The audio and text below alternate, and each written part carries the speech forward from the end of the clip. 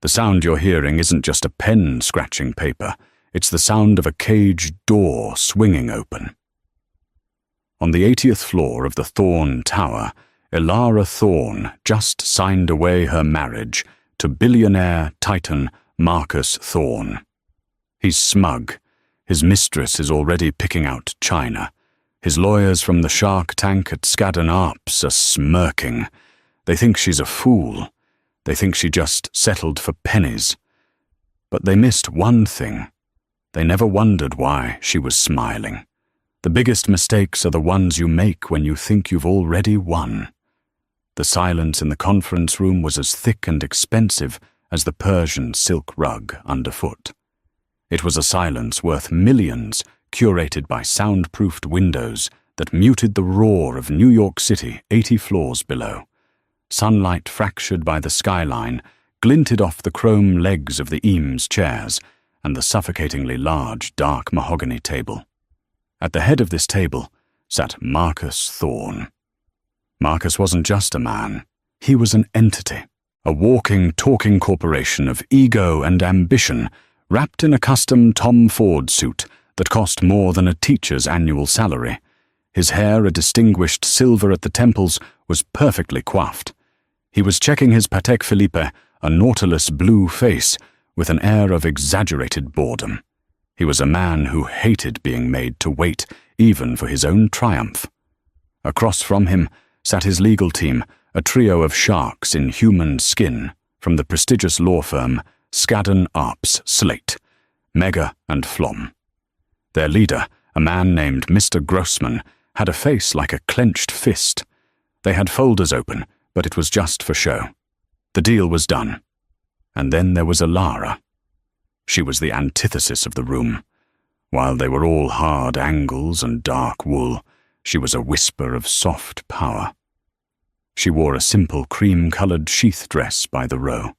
No jewelry save for the thin gold band on her left hand. She would soon be surrendering. Her dark hair was pulled back into a simple, elegant chignon, revealing the clean, intelligent lines of her face. She looked not like a woman being vanquished, but like a curator observing a slightly dull exhibit. "Well, Elara," Marcus finally boomed his voice, accustomed to filling stadiums and boardrooms. "This is it, the end of an era, yea?" He pushed the stack of papers across the table. It slid with a heavy, final thud. "My lawyers tell me this is exceptionally generous." He steepled his fingers, a parody of a magnanimous king. 5 million. A clean break. More than enough for a girl with your background to start over. Comfortably. The insult hung in the air, polished and sharp. Your background. The daughter of a failed inventor, not the heiress of a real estate dynasty, like Serafina Vanderbilt, the woman he'd been parading around the Upper East Side for the last 6 months. Mr. Grossman cleared his throat. "Mrs. Thorne." "It's Ms. Callahan, actually. Or it will be in a moment," Elara corrected him, her voice calm and clear like a bell. Grossman stiffened. "Ms. Callahan, my client's offer is final. It is contingent on a full and binding NDA, a non-contestability clause, and the immediate forfeiture of any and all claims to the Thorne family assets, properties and holdings listed and unlisted. You will vacate the penthouse by 5 p.m. today." Marcus chuckled a dry, grating sound. "Read it, Elara. Though I doubt you'll understand the nuance. Just sign where the little yellow tabs are." He was waiting for the tears, the pleading, the desperate last-minute negotiation for the Hamptons house or the Gstad chalet. He had his no prepared. It was going to be delicious. Elara looked at the stack. It was 3 inches thick, a monument to his victory. Then she did something no one in the room expected. She smiled. It wasn't a sad, resigned smile. It wasn't a bitter, angry smile. It was a bright, genuine, almost joyful smile, as if she'd just been told a wonderful secret. "Thank you, Marcus," she said, her voice full of a sudden, strange warmth. You have no idea what this means to me."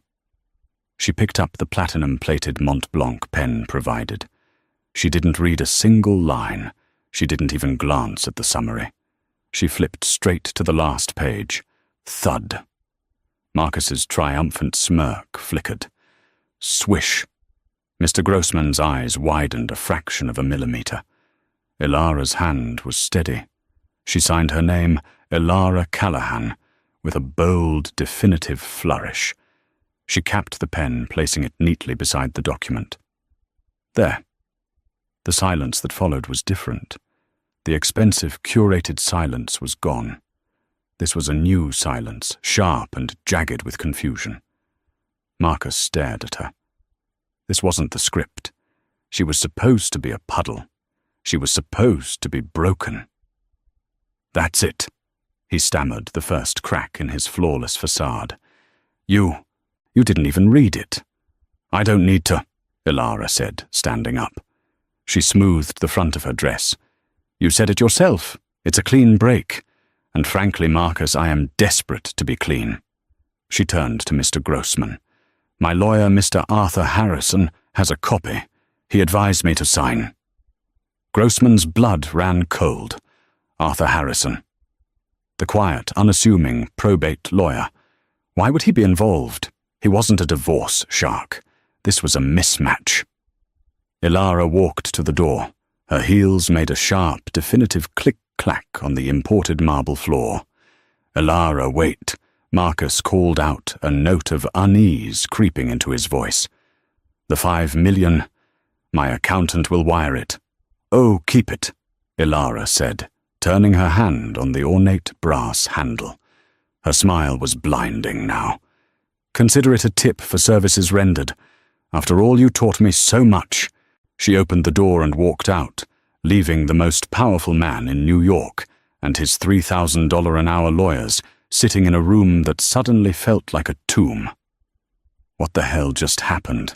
Marcus whispered, his face pale. Mr. Grossman was already frantically texting his associate. "Find out everything you can about Arthur Harrison. Now." But it was already too late. Their story was the kind Vanity Fair wrote breathless prose about.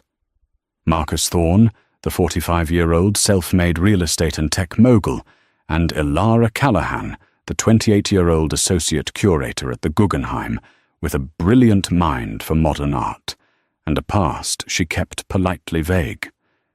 They met at the museum's annual benefit. He was the benefactor.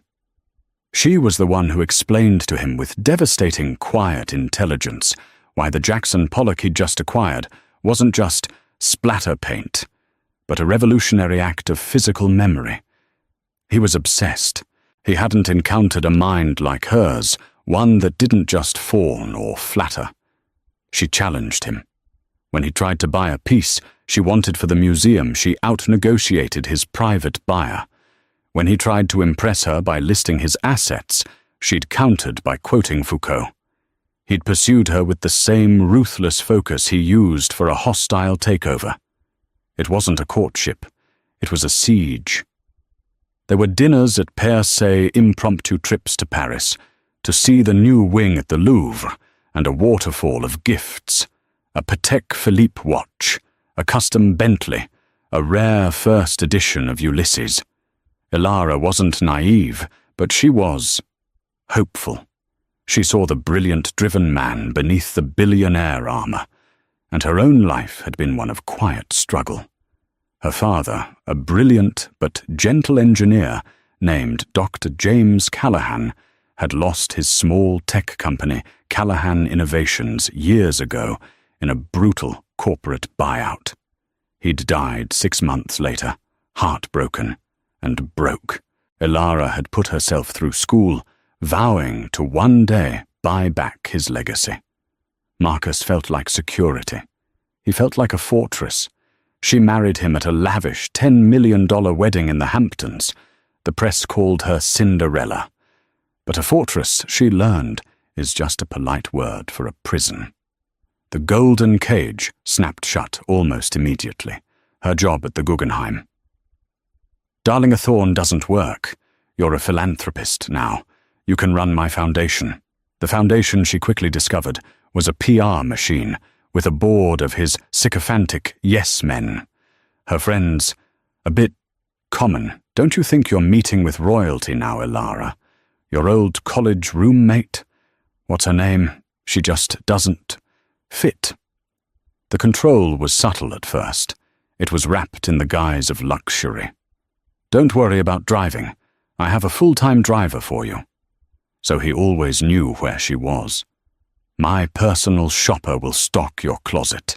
You deserve nothing but the best." So he could dictate how she looked. "Let my financial team handle your father's leftover debts. You shouldn't have to worry your pretty head about money." So he could control her last remaining tie to her past.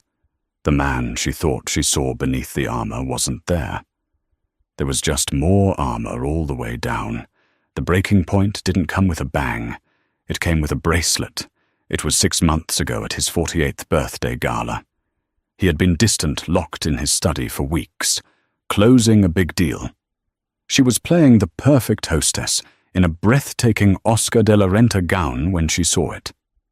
Tucked into the pocket of the tuxedo he'd left in his dressing room, a small, iconic red Cartier box. Her heart had, for a stupid, hopeful second, fluttered. He had remembered their anniversary was next week. She opened it. Inside, nestled on black velvet, was a Cartier love bracelet. Rose gold. Pave diamonds. A $40,000 token. But it wasn't for her. She knew this intrinsically. He'd given her the yellow gold one on their first anniversary. This was different. She'd quietly closed the box, put it back, and walked out to greet her guests. Later that night, she saw it gleaming on the wrist of Serafina Vanderbilt, the 25-year-old daughter of his biggest rival. Serafina, who laughed too loudly and looked at Elara with a pity that burned hotter than any hatred. That was the night Elara stopped being a wife. She became an archaeologist. She started digging. Not for evidence of the affair that was boring and she didn't care. She was digging for leverage. She remembered something her father always said. A man who builds an empire that fast. Elara is a man who cut corners. And cut corners always snag. She'd hired Arthur Harrison, a man who had been her father's estate lawyer. He was quiet, meticulous, and most importantly, invisible. He was the last person Marcus Thorne's high-powered wolves would ever see coming. While Marcus was flying Serafina to St. Bart's, Elara was in her husband's home office. While he was at late-night meetings, she was using the data recovery skills she'd learned in college to access his private server. Not the main Thorne Industries server, but the old forgotten one in the corner, the one he thought was just a relic. And there, buried in a subfolder, labeled Acquisitions Archive. She found it. A file named Project Phoenix. It wasn't a file. It was a grave. It was the complete, unredacted record of the hostile takeover of Callahan Innovations. She saw the memos, the fabricated defaults, the backroom deals to depress the stock, the final brutal buyout for pennies on the dollar. And she saw the name over and over as the principal investor behind the shell corporation that bought it. M. Hanault or Sebza Thorne. He hadn't just destroyed her father. He had been the one holding the hammer. He had bought her father's core, patent, a revolutionary data compression algorithm for scraps, and that patent was the seed from which the entire Thorne Industries tech division had grown. He hadn't just built his empire on her father's ruin, he had stolen it. She sat in the dark for hours, the blue light of the monitor illuminating her face. The Patek Philippe on her wrist, the one he'd given her, ticked softly, marking the seconds of her old life ending and her new one beginning. The fortress, she realized, had a blueprint, and she was now holding it.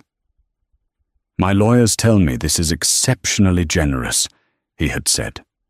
Ilara had copied the entire server.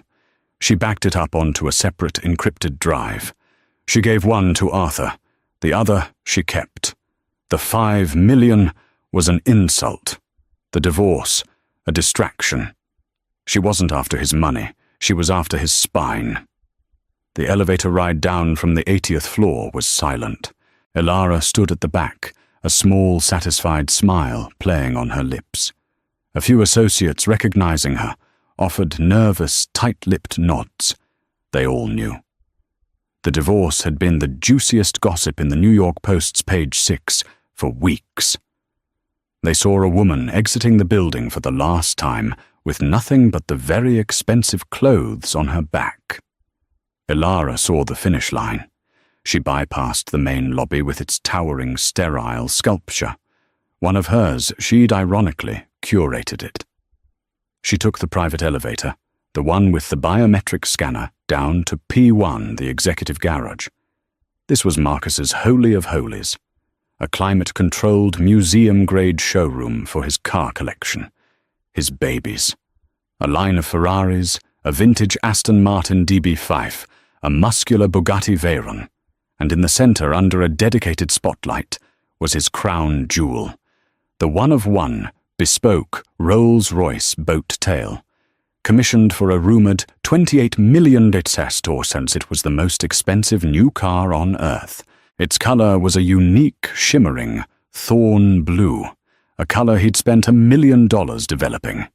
Its rear deck opened like butterfly wings to reveal a hosting suite with a champagne fridge and custom-built Christopher picnic set.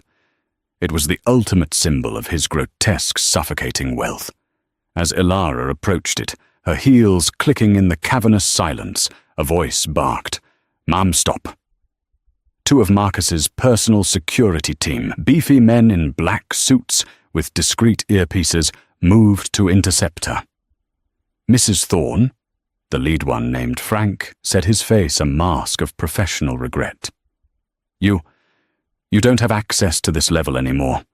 We have orders to escort you out."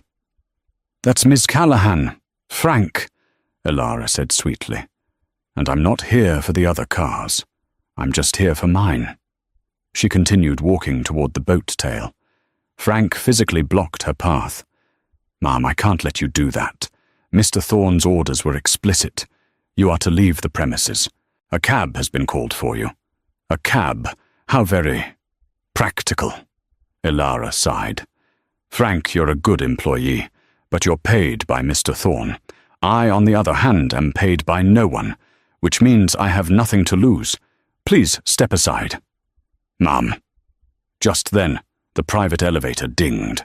The doors slid open, revealing Marcus Thorne, his face a thundercloud. Mr. Grossman was at his heels, looking pale and sweaty. "Ilara!" Marcus roared, his voice bouncing off the polished concrete. "What in God's name do you think you're doing, trying to steal one last souvenir?" He strode over, radiating fury. He was back in control. This was his domain. "This is pathetic even for you," he spat. "Get out. Frank, get her out." "I'm just leaving Marcus," Ilara said, her gaze fixed on the car. "You're not taking anything," he hissed, grabbing her arm. "The prenup was ironclad. The divorce is signed. Everything in this garage, in this building, in this city belongs to me." "Everything?"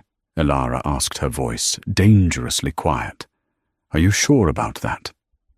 She shook off his hand, not with force, but with a weary finality. She reached into her simple, elegant Bottega Veneta clutch, one of the few things she'd brought with her, and pulled out 2 items. One was a small leather-bound key fob. The other was a single folded piece of paper. She pressed the fob. Bloop, bloop. The Rolls-Royce boat tail chirped happily, its thorn blue paint seeming to shimmer in welcome. The security guards froze. Marcus's jaw went slack. "What is that?" Marcus whispered. "It's a key, Marcus," Ilara said, unfolding the paper. "And this is a title, or to be precise, a certified notarized deed of gift. She held it up for him to see. Mr. Grossman lunged forward and snatched it. His eyes scanned the document, his breathing becoming short, panicked wheezes. "It's a forgery," Marcus snapped. "It's not," Grossman whispered, his face ashen. It's his signature. It's legitimate. Notarized by Arthur Harrison. Dated 1 year ago." "What?" Marcus looked from the paper to Ilara, his billion-dollar brain finally catching up. Ilara turned to him, her smile gone, replaced by a glacial calm. "Do you remember our 2nd anniversary? Marcus, you were 3 no-4 martinis in. You just lost the bid on that ugly de Kooning to Seraphina's father. You were furious. You needed to prove you were still the biggest man in the room." She stepped closer, forcing him to look at her. "You dragged me down here. You stood in front of this monument to your ego, and you yelled, 'It's all mine, but I can give it away. I'm so rich, I can just give it all away.'" She mimicked his drunken, boastful voice. "You grabbed my face, and you said, 'You want it. Is that what you want, little Ilara? The car, fine. It's yours. A gift? Let's make it legal.' You thought it was the grandest joke in the world, proving you could give away a $28 million car and not even feel it." "I was drunk," he snarled. "Yes," Ilara said. "But I was sober, and my assistant, who you so kindly let me hire, was a notary, and Mr. Harrison had already drawn up the papers just in case. You signed it, Marcus, right there on the hood." She pointed to a spot on the gleaming thorn blue paint. You tricked me." He breathed, the full, horrifying scope of it dawning on him. "You underestimated me," she corrected. "You saw me as an acquisition, an accessory. You never ever saw me as an equal. You thought I was signing away my claim to your assets. But Marcus," and here her smile returned sharp as a diamond, "I was just legally separating my property from yours." She walked to the driver's side door. The handle presented itself to her. "The divorce papers I signed," Ilara continued, her voice echoing in the garage, "explicitly state that all assets previously gifted and legally titled are not part of the marital estate to be divided." Mr. Grossman looked like he was going to be sick. "She's right, Marcus. Clause 3F. Previously titled gifts. I thought it meant the jewelry." "You thought it meant the jewelry," Ilara scoffed. She slid into the plush, handcrafted leather seat. It smelled of newness and victory. She pressed the start button. The V12 engine purred to life, a deep, satisfied rumble that was the most beautiful sound she had ever heard. "You can't do this," Marcus shrieked, his composure completely gone. He was no longer a titan. He was a spoiled child. "That's my car. It has my name on it." Ilara rolled down the window. "Actually, thorn blue was my suggestion, darling. I always thought it was the perfect color for a bruise." She put the car in drive. "Frank, stop her. Security." Marcus screamed, pounding on the hood. Frank and the other guard looked at each other, then at Mr. Grossman, who just gave a helpless, defeated shrug. It was legally her car. If they touched her, it was assault. "Goodbye, Marcus," Ilara said. She revved the engine. Marcus, in his $3,000 Tom Ford suit, had to leap out of the way as the $28 million Rolls-Royce boat tail, the crown jewel of his collection, smoothly, powerfully, and legally drove past him. She didn't look back. She just turned up the radio, a soaring opera aria filling the cockpit, and pointed the car towards the exit ramp and the sunlight of a new life. The drive through Manhattan was a victory lap. Tourists on Fifth Avenue stopped and pointed their camera phones, flashing, capturing the impossible sight of the one-of-a-kind, thorn blue boat tail gliding through traffic. They assumed it was Marcus Thorne. No one, not even for a second, would assume it was the wife who had just been publicly discarded. Elara, however, was not heading for a 5-star hotel. She was not driving to JFK to flee the country. She was, as always, following a plan. She drove out of the city, the hum of the V12 engine, a soothing counterpoint to the adrenaline singing in her veins. She drove for 2 hours past the city's sprawl, out to the glittering exclusive stretch of coastline known as the Hamptons.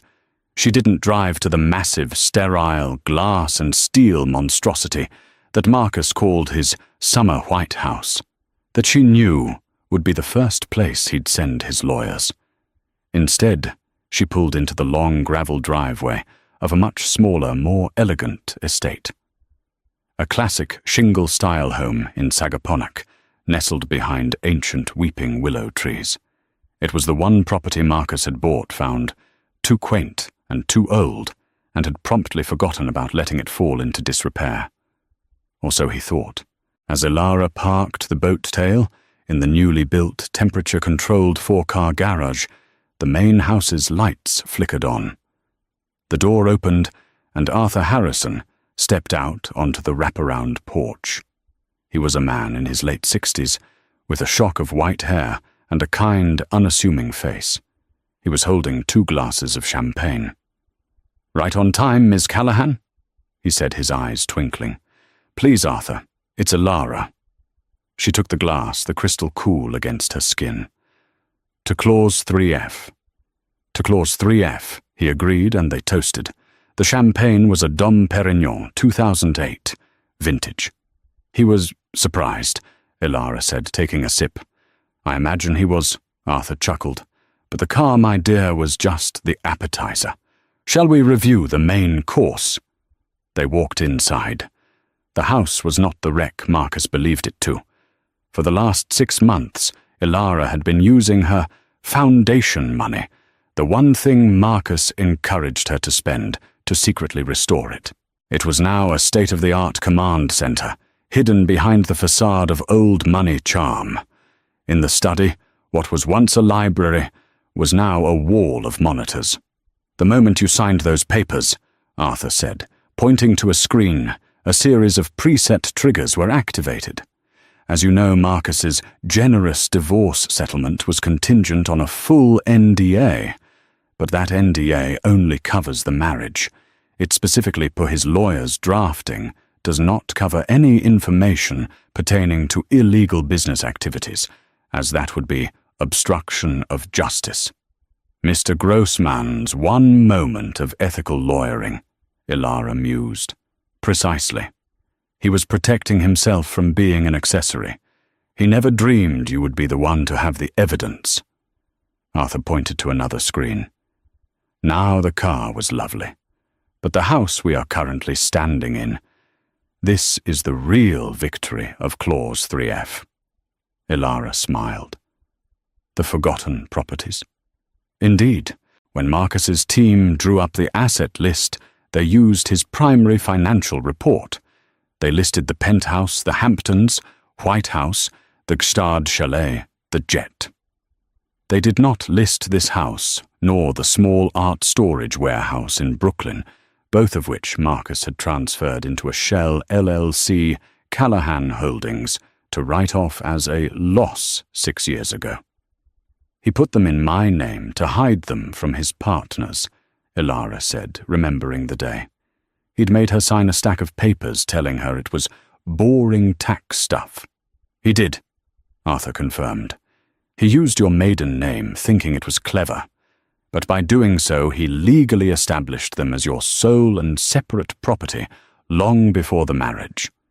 When you signed the divorce, you didn't forfeit them. You confirmed your ownership. Welcome home, Elara. This house and the warehouse were her war chest. They were the two places Marcus had no visibility into, no control over. And the warehouse? Elara asked, her voice tight with anticipation. Secure, and what was inside it is even more so. Elara had spent the last 6 months doing more than just planning her escape. She had been quietly moving, Using her curatorial skills, she had been deaccessioning pieces from the penthouse. A small, insignificant Jean-Michel Basquiat painting, a second-rate Giacometti sculpture, a set of forgotten first-edition books. In reality, she had been liquidating the most valuable, most portable, and crucially most undocumented assets Marcus owned. He had bought them at auction, under Elios's paying cash to hide them from his business partners, and from his wife in the event of a divorce. He had hidden them so well he'd forgotten to list them in the divorce, and Ilara, using her knowledge of the art world, had sold them, quietly, privately, through a Swiss broker for cryptocurrency. The car was worth $28 million, the house was worth $15 million. The art she had sold, a little over $75 million. Arthur said, pulling up the statement for a secure encrypted account at a bank in Zurich. Wired this morning. Marcus had offered her $5 million. Ilara had just walked away with $118 million. She let out a breath she felt she'd been holding for 5 years. She wasn't just free. She was for the first time in her life powerful. "He'll be furious," she said. "He'll be apoplectic," Arthur corrected. "He will try to freeze your accounts. He will fail. He will try to claim the sales were fraudulent. He will fail as he was the one committing the fraud by hiding them. He will try to contest the divorce. And he will be too busy," Arthur said, his smile fading, his expression turning serious. He gestured to the last and most important item in the room. On a side table plugged into a secure air-gapped laptop was the encrypted hard drive she had copied from Marcus's server, the one labeled Project Phoenix. "The money is your shield, Ilara," Arthur said. "It allows you to fight. But this is your sword." "He thinks I just wanted his money," Ilara said, picking up the drive. It felt cold and impossibly heavy. "He's about to find out," Arthur replied, "that you wanted his legacy. Marcus Thorne did not do panic. Panic was for lesser men. Panic was for day traders and middle managers. He was a titan. Titans did not panic. They acted. The moment the Thorne blue boat tail had disappeared onto Park Avenue, he had entered a state of cold, white-hot fury. "Get me, Grossman!" He had roared back in the 80th floor conference room. Mr. Grossman, who had been hiding in the adjoining bathroom, reappeared, his $5,000 suit darkened with sweat. "Fix this," Marcus commanded, pointing a trembling finger at the lawyer. "Marcus, I'm not sure we can—" "I don't pay you $3,000 an hour to be not sure." Marcus swept a carafe of water off the table. It shattered, and his legal team flinched. "She stole my car. Technically, Mr. Thorne, you gave it to her." Grossman stammered, holding the deed of gift like a dirty diaper. "The signature is valid. The notary is valid. The clause in the divorce settlement, our clause, it's ironclad. Then un-iron it. Contest the divorce. Claim incompetence claim. Claim she drugged me. On what grounds? Your own testimony." "Your Honor, my wife, the curator, plied me with martinis, and I got so drunk I accidentally gifted her a $28 million car." Grossman was visibly shaking, but he knew this was a career-ending moment. "She played us, Marcus. She played us all." Marcus stared at him, his breathing heavy. The cold dread was beginning to seep past his rage. Ilara, quiet, mousy art history Ilara, had played him. "Freeze her accounts," he growled. "The $5 million. Freeze it. We can't—" A junior associate squeaked from the corner.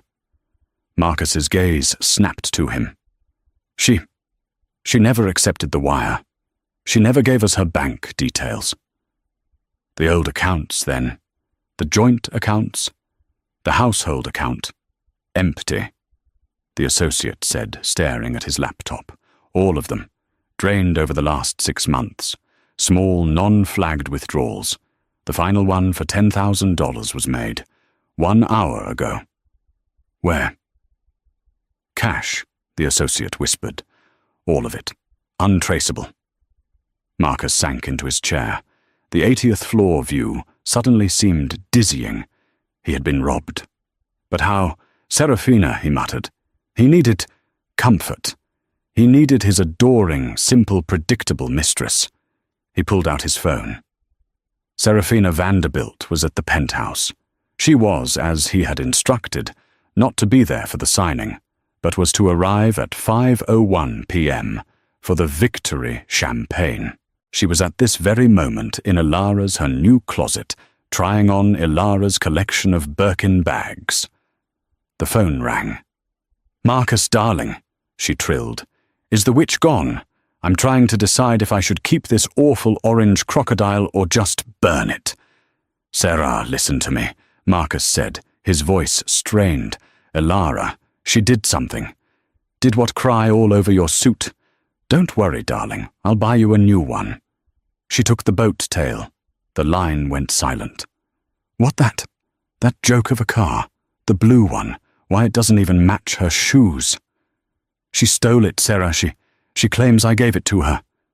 "Well, did you?" Serafina asked, her voice losing its playful edge. It was a joke. I was drunk." "Marcus." Serafina's voice was suddenly as cold as the diamonds around her neck. "My father warned me you were a sentimental drinker. You gave the $28 million car to her. It's being handled," Marcus barked.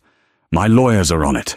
Are they? Because I'm looking at page 6, darling, and oh my."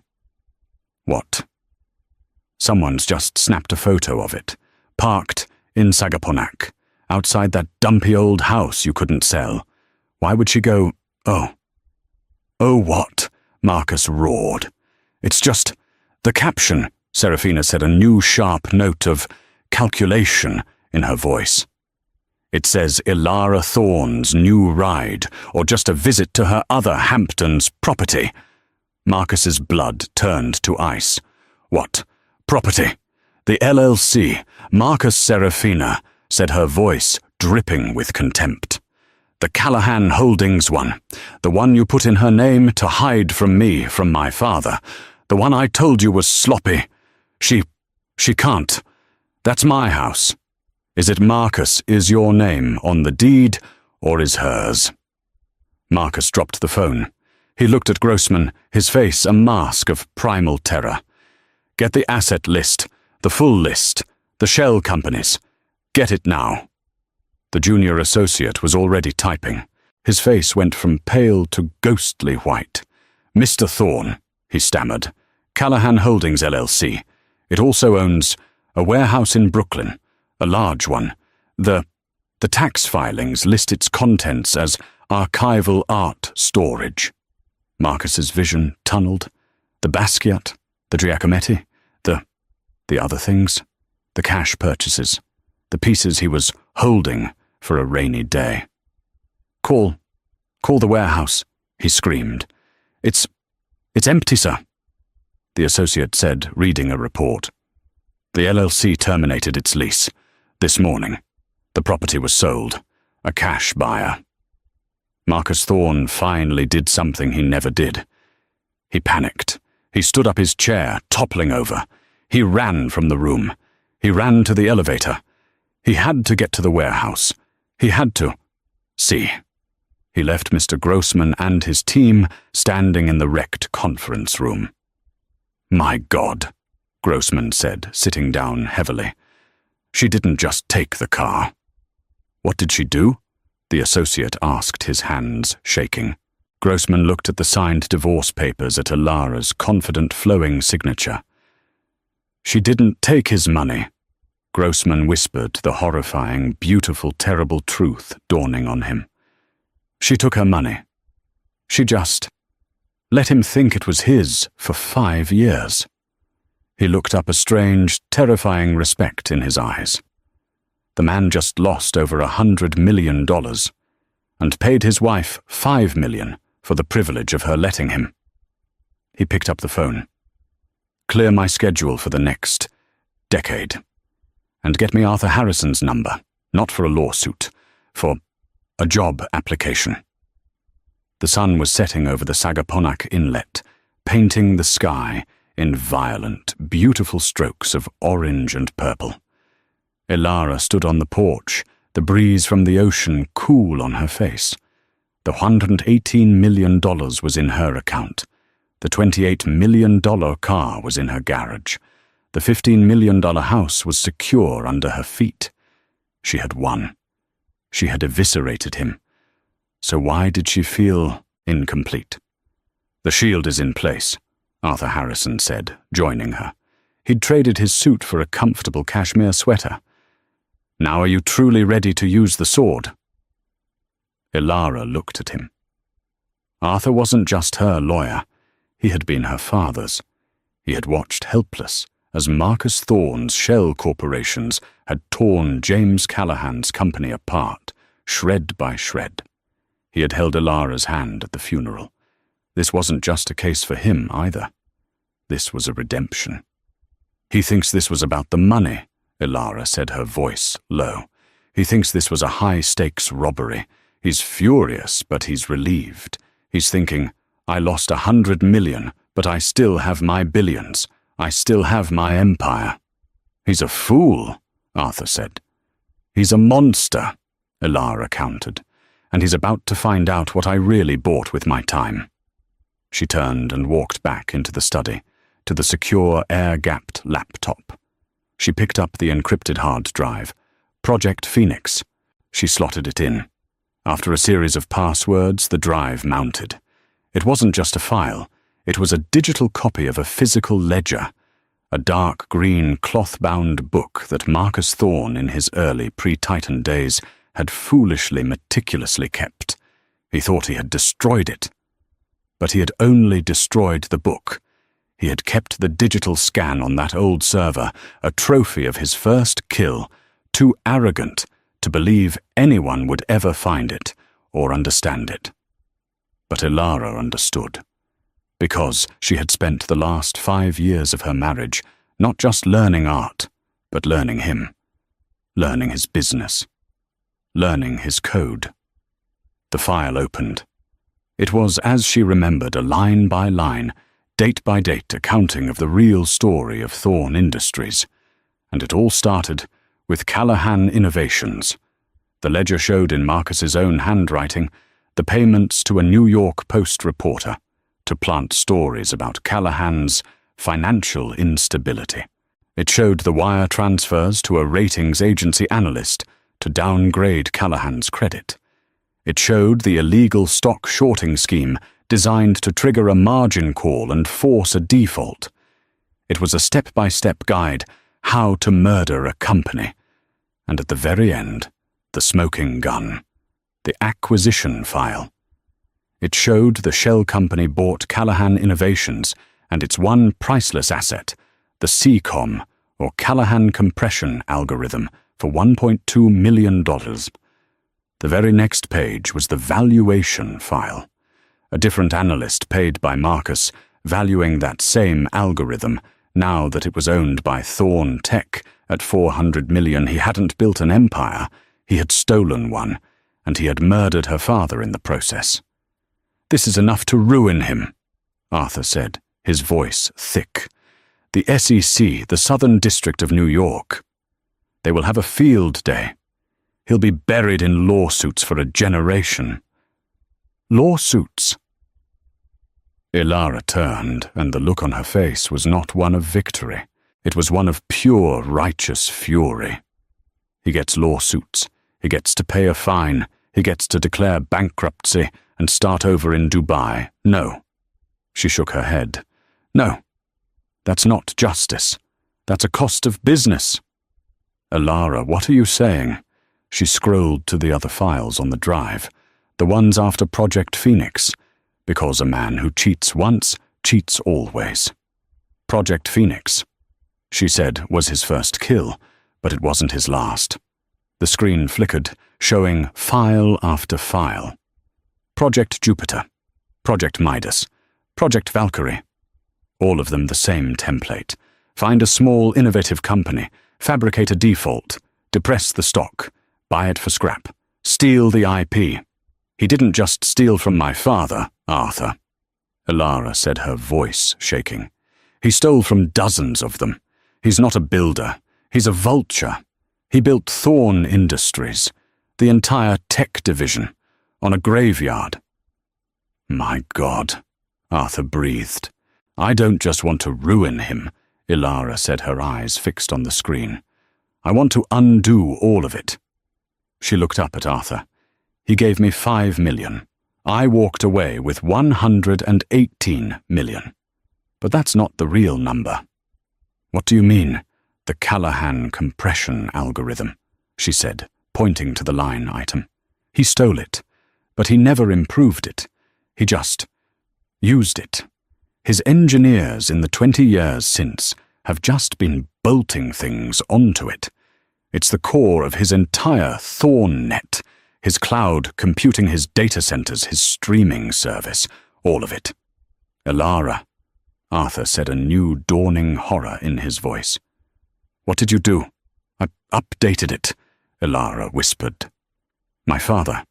He left his notebooks. He was working on phase 2 of the algorithm when he died. A version 10 times more efficient, more powerful. He just never finished the code. And I am my father's daughter. Elara said, a single tear tracing a path down her cheek. I'm not just a curator. I'm a Callahan. I spent the last 2 years of my pointless marriage while he was out with Serafina in the New York Public Library. And I finished it. She opened one last file. It was a block of the most elegant, complex, beautiful code Arthur had ever seen. I don't understand, he said. He thinks he's fighting me, Elara said. He's not. He's fighting my father. The divorce papers, Arthur, the ones he wrote, read me clause 14 us to be subsection rule 3. Arthur, confused, pulled up the digital copy of the divorce agreement. He scrolled. Clause 14b. Nazi. All assets not declared in this settlement remain the sole property of the party currently in possession. He looked up. Yes. That's the clause that gave you the the house. It's done. No Arthur, Elara said, tapping the hard drive. The ledger, the Project Phoenix file. He never declared Callahan Innovations or its patents as assets because they're stolen. He never declared this ledger because it's incriminating. It was in my possession, in the penthouse which I had access to, before the divorce was finalized. Arthur's knees buckled. He grabbed the desk. Elara, no. Yes, she said. He didn't just give me the art. He gave me the evidence. But more, he gave me the patent back. How it's his, the original patent he stole. It expired 5 years ago, Elara said, her voice a razor's edge. He's been operating on an extension based on significant improvements, but he never made any. His entire multi-billion-dollar tech division is built on a lie, on a patent that is now effectively in the public domain. She tapped the new code on her screen. Until this. Callahan Compression 2.0, a new revolutionary and fully trademarked and patented algorithm, filed 6 weeks ago in Zurich under a new holding company. Arthur finally understood. It wasn't just a robbery. It wasn't just revenge. It was a coup. He's not just going to be sued, Elara said. He's not just going to be ruined. He's going to be obsolete. The Monday after the divorce was a day of tectonic shifts. At 9:15 a.m., as the stock market bell rang, Marcus Thorne was in his war room. He hadn't slept in 72 hours. He had a team of forensic accountants, high-powered lawyers, and private investigators all screaming at him on a conference line. What do you mean you can't find her? What do you mean the Swiss bank won't cooperate? I don't care if it's her house. Get a court order. Get a a drone. At 9:01 a.m., an email sent from a secure encrypted server landed in the inboxes of the Wall Street Journal, the New York Times, the SEC, and the Attorney General of New York. The subject line, Project Phoenix, the original sins of Thorn Industries. Attached was the complete, unredacted Callahan ledger, with a helpful annotated guide written by an anonymous, concerned party. At 9:05 a.m., Thorn Industries THRN stock was trading at 450. 12s. At 9:15 a.m., the first Wall Street Journal alert hit. Thorn Industries plummets on reports of massive decades-long intellectual property fraud. At 9:30 a.m., the SEC halted trading. Marcus Thorn watched his life's work, his stolen work, evaporate in real time. The stock, when it reopened, was in free fall. "Sell!" he screamed at his broker. "Sell it all!" To whom Marcus, the broker, screamed back. "There are no buyers." At 10:00 a.m. in Sagaponack, Ilara Callahan was not watching the news. She was on a different video call. "The board is hesitant, Miss Callahan," a man in a suit said. "Thorn Industries it's a giant. It's a dinosaur," Ilara corrected her voice, crisp and clear. "It's a dinosaur built on a 20-year-old stolen engine, and I am here to offer you the asteroid." She was speaking to the board of Streamline Thorn's biggest competitor in the cloud computing space. "Your entire network. It's fast, but it's expensive," Ilara said. "You're spending billions on data transfer. My company can offer you a solution." She shared her screen. "This is Callahan Compression 2.0. It will reduce your data load by 90%, not 9%, 90%. It will make your network 10 times faster, 10 times more efficient, and cut your overhead by half. Your stock will double. Thorns will be worthless." The board was silent. "The price?" the CEO finally asked. "No price," Ilara said. "A partnership. We don't sell you the code. We license it. And one other thing. My new company, Callahan Innovations, is going to be bidding on some distressed assets in the coming weeks. We'll need a credit line." The CEO smiled. "Ms. Callahan, I believe we can be very good partners." The fallout was swift. It was biblical. Marcus Thorn was hit from every angle. The SEC froze his personal and corporate assets, pending investigation. The SDNY indicted him on 12 counts of fraud, conspiracy, and racketeering. Serafina Vanderbilt was the first to go. She was seen at JFK boarding a flight to Paris, with Ilara's awful orange crocodile Birkin. She left him a note scribbled on page 6 paper. "You're not rich. You're just loud." His partners, the ones he'd hidden assets from, filed a class action suit that stripped him of his remaining properties. The banks called in his loans. The penthouse was seized. The Gstad chalet was seized. The jet was seized.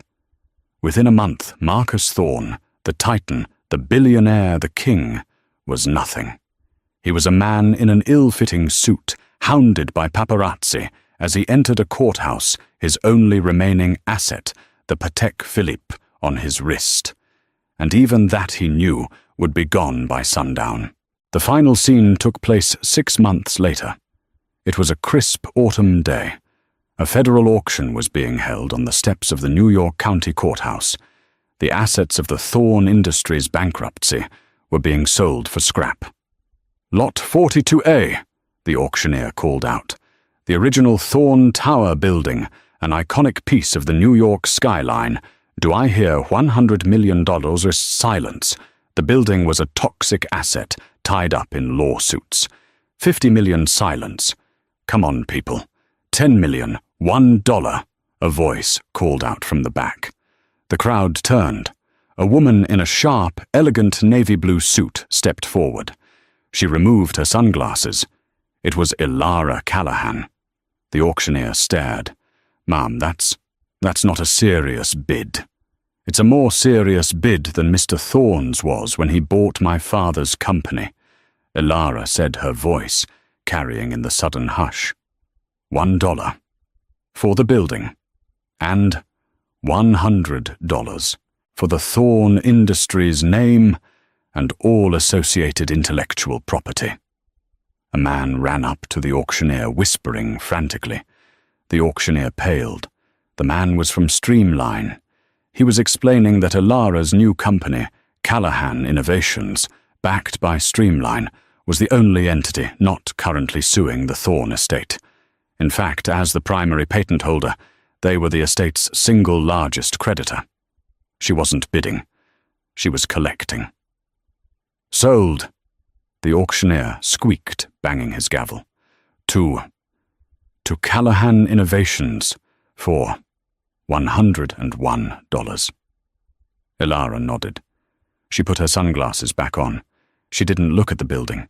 She walked away from the courthouse, past the scrum of reporters. She didn't get into the Thorne blue Rolls-Royce. That was in a museum now, part of an exhibit on hubris. Instead, she walked to a simple, beautifully restored car parked down the street. A 1968 Ford Mustang. Her father's car. She got in, turned the key, and the engine rumbled to life. She pulled out into traffic, not as Mrs. Thorne, not even as Ms. Callahan, the vengeful ex-wife. She drove as Elara Callahan, CEO. She had her shield. She had her sword. And now, finally, she had her father's name, restored, polished, and ready to build something new. She had signed the papers with a smile, and in the end, she hadn't just taken the car. She'd taken everything. The story of Elara Callahan isn't just about revenge. It's a master class in the power of underestimation. Marcus Thorne saw a pretty accessory. He never bothered to look at the mind behind the smile. He built a golden cage, and she used the bars to forge a key. She proved that the person who seems to have all the power often just has the most to lose. They thought she was a pawn in his game, but the whole time she was the one playing chess. What did you think of Elara's plan? Was it justice, or was it the most ruthless takeover of all? Let me know your thoughts in the comments below. If you loved this story of cold, hard, calculated triumph, make sure to hit that liked button. Share this video with someone who needs to see that intelligence always wins. And most importantly, subscribe to the channel for more stories where the underestimated always get the last laugh.